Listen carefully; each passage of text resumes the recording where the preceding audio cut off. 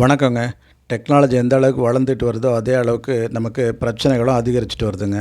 இன்றைய காலகட்டத்தில சிறியவர்கள் முதல் பெரியவர்கள் வரை நமக்கு இருக்கிற ஒரு பொதுவான பிரச்சனை என்னென்னா, மொபைல் ஃபோன் மற்றும் லேப்டாப்பை தொடர்ந்து அதிக நேரம் நம்ம பயன்படுத்துறது தாங்க. இது மாதிரி நம்ம இந்த திரைகளை அதிகமாக நம்ம பார்க்கறதுனால என்ன ஆகும்னா, கண் எரிச்சலுங்க. உடல் உஷ்ணம் அதிகமாகி கண் எரிச்சல் வரும். இந்த கண் எரிச்சல் சில நேரங்களில் கண் வலி ஆகும். சிலருக்கு கண் வீக்கமாகும். கண்களில் கட்டி கூட உருவாகுங்க. அதோடு இல்லாமல் சிலருக்கு கிட்ட பார்வை, தூர பார்வை அந்த மாதிரி பார்வை கோளாறுகள் ஏற்பட்டு அதனால் கண் கண்ணாடி போட வேண்டிய சின்ன வயசுலேயே கண்ணாடி போட வேண்டிய சூழ்நிலைகளுக்கும் ஆளாகுங்க. இந்த மாதிரி இந்த கண் எரிச்சல் இந்த பிரச்சனைகளுக்கெல்லாம் நம்ம உடனடி தீர்வாக சில மருந்துகள் எடுப்போம். அந்த மருந்துகள் சில நேரம் அந்த பிரச்சனையை தற்காலிகமாக தீர்க்கும்.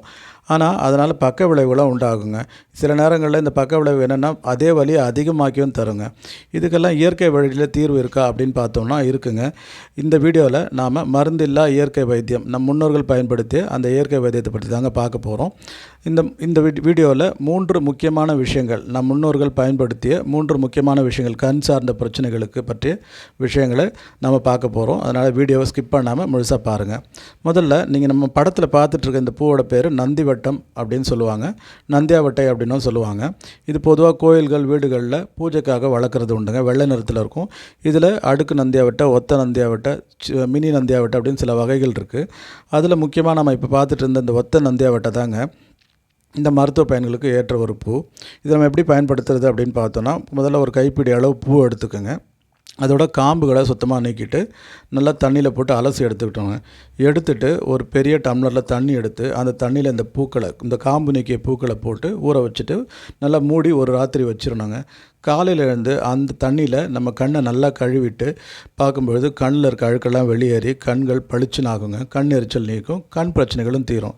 ரெண்டாவதாக இதே காம்பு நீக்கிய பூக்களை நல்லா அலசிட்டு நம்ம படுக்க போகும்போது 2 கண்ணுலையும் பரப்பிட்டு அதில் ஒரு மெல்லிய துணி வச்சு நம்ம கண்ணை கட்டிட்டு தூங்கிட்டு காலையில் எழுந்து பார்க்கும்போது கண்ணில் இருக்க அழுக்கெல்லாம் வெளியே வந்துடுங்க. கண் பளிச்சுனாகும், கண் எரிச்சல் தீரும். கண் சார்ந்த எல்லா பிரச்சனைகளுக்கும் இது ஒரு தீர்வாக இருக்குங்க. அடுத்தது இந்த பூவோட ஒரு 4-5 பூ எடுத்து கசக்கி அதோட சாறு எடுத்து கண்களில் 2 சொட்டு விட்டுட்டு வரும்பொழுது கண் எரிச்சல், கண் சார்ந்த பிரச்சனைகள், கிட்ட பார்வை, தூர பார்வை, சிலருக்கு கண்ணில் பூ விழுதுன்னு சொல்லுவாங்க, கண் பொறை, அந்த மாதிரி பிரச்சனைகளுக்கும் இது நல்ல ஒரு தீர்வாக இருக்குங்க.